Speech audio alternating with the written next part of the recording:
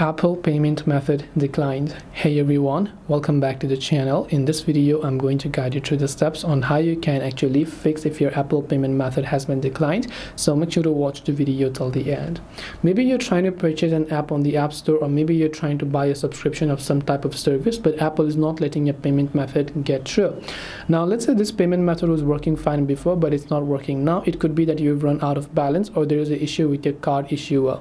Or if you have just inserted this card over here and then it's still not working, then the issue is that your card might not accept international payments. So what you can actually try to do is review and change if you have any sort of other payment method or card available and see that. So you can open up settings, tap your Apple ID profile, go to payment and shipping over there. Once you go to payment and shipping, just go ahead and then verify your Face ID. Then you'll find any of the payment methods that you've added. You can try to add a new Apple ID or Apple Pay, PayPal, or mobile phone, and remove the current one to see if that actually helps you. Because all Apple is telling you is to simply check if your payment method is working fine or not. So hope this video helps you. If you have got any questions, feel free to leave them down below. Thank you for watching till the end, and see you in the next video.